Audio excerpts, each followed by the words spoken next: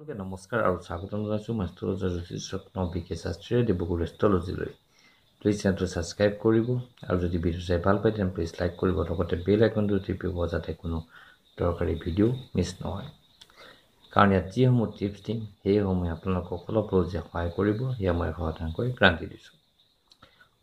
2024 বৰ্ষৰ বহাগ মাহৰ পৰা আৰম্ভ হ'বলগীয়া অসমীয়া নতুন বছৰৰ কন্যা ৰাশিৰ ৰাশিফল ইয়াত আগবঢ়োৱা হৈছে, য'ত বিভিন্ন শুভ ফলৰ লগতে শুভ ৰং, শুভ সংখ্যা, শুভ বাৰ, শুভ গ্ৰহ, শুভ তিথি, শুভ দিশ আদিসমূহ ভিডিঅ'টোৰ শেষত উল্লেখ কৰা হৈছে।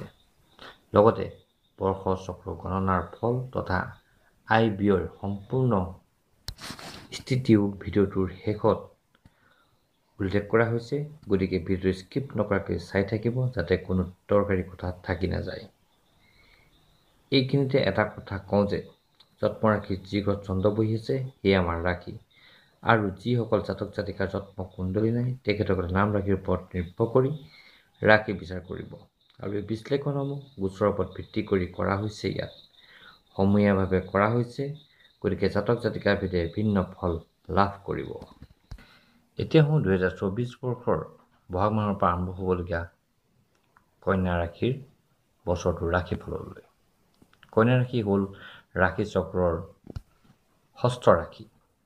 নক্ষত্ৰ মণ্ডলৰ নক্ষত্ৰ নং 12, 13 আৰু 14লৈ এই ৰাশি গঠিত হৈছে। উত্তৰ ফাল্গুনী নক্ষত্ৰৰ 3 পাত, হস্তা নক্ষত্ৰৰ 4 পাত আৰু চিত্ৰা নক্ষত্ৰৰ 2 পাতেৰে এই ৰাশি গঠিত হৈছে। এই ৰাশি নামৰ ব্যক্তিসকলৰ প্ৰথম আদ্যাক্ষৰ হ'ল প আৰু মূৰ্ধন্য ঠ। এই ৰাশিৰ অধিপতি গ্ৰহ হ'ল বুধ।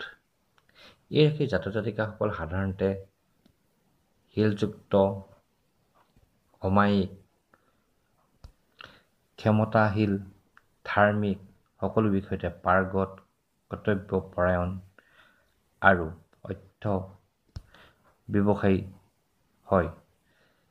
আৰু এই ৰাশিৰ জাতক জাতিকাসকলে নিজ কষ্টৰ আৰু নিজ চেষ্টাৰ যোগেদি জীৱনৰ লক্ষ্যত উপনীত হ'বলৈ সক্ষম হয়। এই অসমীয়া নৱবৰ্ষত কন্যা ৰাশিৰ জাতক জাতিকাসকলৰ গোচৰ অনুসৰি কন্যা ৰাশিত কেতু, ষষ্ঠত শনি আৰু মংগল, সপ্তমত শুক্ৰ, বুধ আৰু ৰাহু, অষ্টমত ৰবি আৰু বৃহস্পতি, দশমত চন্দ্ৰই অৱস্থান কৰি এই বছৰটোৰ বাবে এই ৰাশিৰ জাতক জাতিকাসকলৰ শুভাশুভ দিশসমূহ নিৰ্ধাৰণ কৰিছে। এতিয়া এই কন্যা ৰাশিৰ জাতক জাতিকাসকলৰ অসমীয়া নৱবৰ্ষৰ ৰাশিফললৈ। প্ৰথমে আহোঁ শিক্ষাৰ ক্ষেত্ৰলৈ। শিক্ষাৰ ক্ষেত্ৰত এই ৰাশিৰ জাতক জাতিকাসকলে সন্তোষজনক ফল লাভ কৰিবলৈ সক্ষম হ'ব। আলস্য ভাৱ কিন্তু ত্যাগ কৰিব লাগিব নিজ লক্ষ্যত উপনীত হ'বলৈ হ'লে, তে সুফল লাভ কৰিব।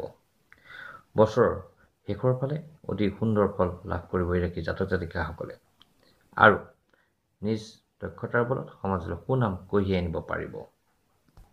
আৰু কিছুৱে শিক্ষাৰ যোগেদি সমাজত নিজক প্ৰতিষ্ঠা কৰিব পাৰিব। এতিয়া এই কন্যা ৰাশিৰ জাতক জাতিকাসকলৰ প্ৰেমৰ ক্ষেত্ৰলৈ। প্ৰেমৰ ক্ষেত্ৰত এই ৰাশিৰ জাতক জাতিকাসকলে অতি সুন্দৰ ফল লাভ কৰিব। প্ৰেমে গতি ল'বলৈ সক্ষম হ'ব এই নতুন বৰ্ষটোত। কিছুৰ প্ৰেমে বিবাহৰ ৰূপো পাব এই বৰ্ষটোত। কিছুৱে নতুন প্ৰেমেৰো সন্ধান পাব এই বছৰটোত। কিন্তু সকলো ক্ষেত্ৰতে সাৱধানতা লোৱাটো দৰকাৰ আছে, নহ'লে সম্বন্ধত কিছু পৰিৱৰ্তন আহিব পাৰে, আৰু তৃতীয় পক্ষৰ ব্যক্তিৰ পৰাও সাৱধানতা অৱলম্বন কৰা উচিত, নহ'লে কিছু কুফল ভোগ কৰিব পাৰে। গতিকে সাৱধানতা অৱলম্বন কৰিলে প্ৰেমৰ ক্ষেত্ৰত সফলতা লাভ কৰিবলৈ সক্ষম হ'ব এই ৰাশিৰ জাতক জাতিকাসকলে। এতিয়া এই কন্যা ৰাশিৰ জাতক জাতিকাসকলৰ আৰ্থিক ক্ষেত্ৰলৈ। আৰ্থিক ক্ষেত্ৰত এই ৰাশিৰ জাতক জাতিকাসকলে অতি সুন্দৰ ফল লাভ কৰিব। বছৰৰ মধ্যভাগতকৈ বছৰৰ 5 ভাগত অতি সুন্দৰ ফল লাভ কৰিব। নিজ চেষ্টাৰ বলত সকলো ক্ষেত্ৰতে আগবাঢ়ি যাবলৈ সক্ষম হ'ব। বেপাৰ বাণিজ্যতো অৰ্থৰ আগমন হ'ব। অৰ্থ আগমনৰ নতুন পথৰ সন্ধান পাব, আৰু সেই নতুন পথে আপোনাৰ জীৱনৰ দিশ সলনি কৰিব। খৰচ কৰোঁতে কিছু সাৱধানতা অৱলম্বন কৰা উচিত। খৰচৰ মাত্ৰা বৃদ্ধি পোৱাৰ যোগ এই বছৰটোত দেখা গৈছে। ঋণ আদি ক্ষেত্ৰত কিছু সাৱধানতা অৱলম্বন কৰক। কোনো সম্পদ আদি ক্ৰয়ৰ যোগো এই বছৰত দেখা গৈছে। কিছু শুভ কামত অৰ্থ খৰচৰ যোগো এই বছৰটোত সূচিত হৈছে। হ্ৰস্বম্যাদী বিনিয়োগৰ ক্ষেত্ৰত কিছু লাভালাভ আপুনি অৰ্জন কৰিব পাৰিব, কিন্তু সাৱধানতাৰে বিনিয়োগ কৰিলে আপুনি সুফল আশা কৰিব পাৰে। এতিয়া এই কন্যা ৰাশি জাতক জাতিকাসকলৰ কেৰিয়াৰৰ ক্ষেত্ৰলৈ। কেৰিয়াৰৰ ক্ষেত্ৰত এই ৰাশি জাতক জাতিকাসকলে কিছু মিশ্ৰিত ফল লাভ কৰিবলৈ সক্ষম হ'ব। কৰ্মক্ষেত্ৰত চেষ্টা কৰা দৰকাৰ আছে। নিজ চেষ্টাৰ বলত কৰ্মক্ষেত্ৰত নিজৰ মান প্ৰতিষ্ঠা কৰিব পাৰিব। আৰু যিসকলে চাকৰি সন্ধান কৰি আছে তেখেতসকলৰ চাকৰি পোৱাৰ যোগ এই বছৰটোত সূচিত হৈছে। কিছুৱে যিসকলে চাকৰি কৰি আছে তেখেতসকলৰ কৰ্মদক্ষতাৰ যোগেদি প্ৰমোচন আদিও লাভ কৰিব। বেপাৰ বাণিজ্য যদি বিস্তাৰ কৰিম বুলি ভাবিছে তেন্তে ভাবি চিন্তি বিস্তাৰ কৰক, সুফল লাভ কৰিব। কিছু ক্ষেত্ৰত সমস্যাৰ সৃষ্টি হ'ব পাৰে, গতিকে সুপৰামৰ্শদাতাৰ পৰামৰ্শ গ্ৰহণ কৰি যদি আপুনি আগবাঢ়ে সকলো ক্ষেত্ৰতে আপুনি সফলতা লাভ কৰিবলৈ সক্ষম হ'ব। এতিয়া এই কন্যা ৰাশি জাতক জাতিকাসকলৰ পাৰিবাৰিক ক্ষেত্ৰলৈ। পাৰিবাৰিক ক্ষেত্ৰত অতি সুন্দৰ ফল প্ৰদৰ্শন কৰিব পাৰিব। কিছুৱে ঘৰৰ পৰা দূৰত স্থান পৰিৱৰ্তন হোৱাৰ যোগ দেখা যায়, অৰ্থাৎ কৰ্মস্থান পৰিৱৰ্তন হোৱাৰ যোগ দেখা গৈছে। পাৰস্পৰিক সম্বন্ধ অটুট থাকিব ঘৰুৱা সদস্যৰ মাজত। সকলো ক্ষেত্ৰতে পৰিয়ালৰ সহায় সহযোগ লাভ কৰিবলৈ সক্ষম হ'ব। সমাজত আপোনাৰ যোগেদি আপোনাৰ ঘৰৰ মান প্ৰতিষ্ঠা হ'ব। পৰিয়ালত শান্তি সম্প্ৰীতি অটুট থাকিব। সকলো ক্ষেত্ৰতে ধৈৰ্য ধৰি সিদ্ধান্তসমূহ ল'লেহে আপুনি সুফল লাভ কৰিব। বৈবাহিক জীৱনতো মধুৰ ফল লাভ কৰিবলৈ সক্ষম হ'ব। জীৱন সংগীৰ পৰা আপুনি সকলো ক্ষেত্ৰতে সহায় সহযোগ পাব। নিজ কৰ্মক্ষেত্ৰত আপোনাৰ জীৱনসংগীয়ে আপোনাক বিভিন্ন ধৰণে সহায় সহযোগ আগবঢ়াব।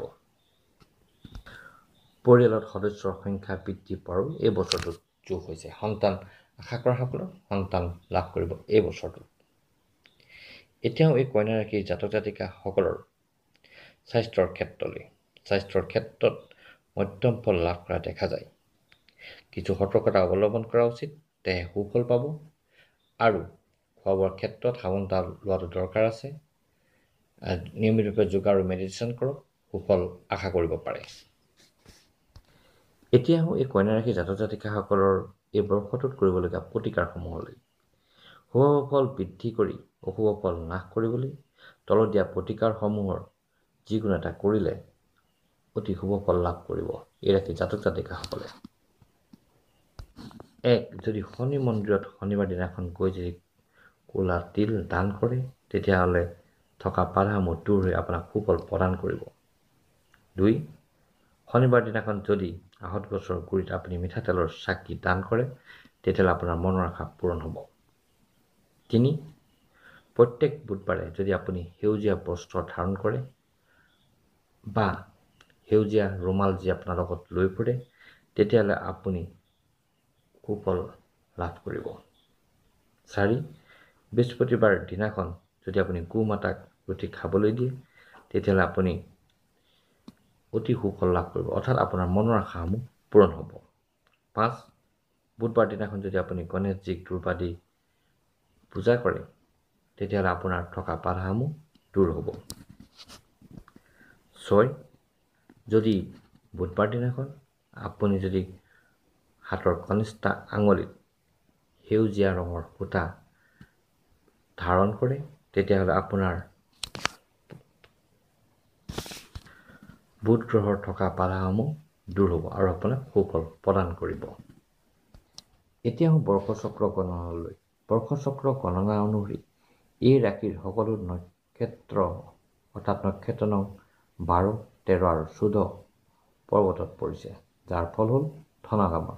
গতিকে সকলো ক্ষেত্ৰতে ভালেই দেখা যায়। গতিকে এই ৰাশিৰ জাতক জাতিকাসকলৰ ক্ষেত্ৰত এই বৰ্ষটোত কোনো দান প্ৰতিকাৰ কৰিবলগীয়া নাইকিয়া, অৰ্থাৎ কোনো দান দিব নালাগে। এতিয়া এই কন্যা ৰাশিৰ জাতক জাতিকাসকলৰ শুভাশুভ দিশসমূহলৈ। এই ৰাশিৰ জাতক জাতিকাসকলৰ শুভ বাৰ হ'ল বুধবাৰ, শুভ ধাতু হ'ল ৰূপ, শুভ ৰং হ'ল সেউজীয়া, শুভ ৰত্ন হ'ল পান্না, শুভ মাহ হ'ল শাওণ মাহ, শুভ সংখ্যা হ'ল 1। এই বছৰটোৰ বাবে এই ৰাশিৰ জাতক জাতিকাসকলৰ আয় ব্যয় স্থিতি। আয়ৰ ক্ষেত্ৰত দেখা গৈছে যে আয় 11 গুণ, ব্যয় 1 গুণ আৰু স্থিতি 10 গুণ। ধৰ্ম 1, অধৰ্ম 5, সুখ 4, দুখ 6, ধৈৰ্য 0, অধৈৰ্য 2, নিদ্ৰা 1, জাগ্ৰত 4, সুখীল 3, গৌৰৱ 5। সকলো নৱগ্ৰহে আপোনাৰ জীৱনটো মংগলময় কৰক আৰু আপোনাৰ মনৰ আশাসমূহ পূৰণ কৰক। তাৰ আশা কৰি ভিডিঅ'টো ইয়াতে সামৰিছোঁ আৰু সকলোকে আগন্তুক ৰঙালী বিহুৰ শুভেচ্ছা জ্ঞাপন কৰিছোঁ।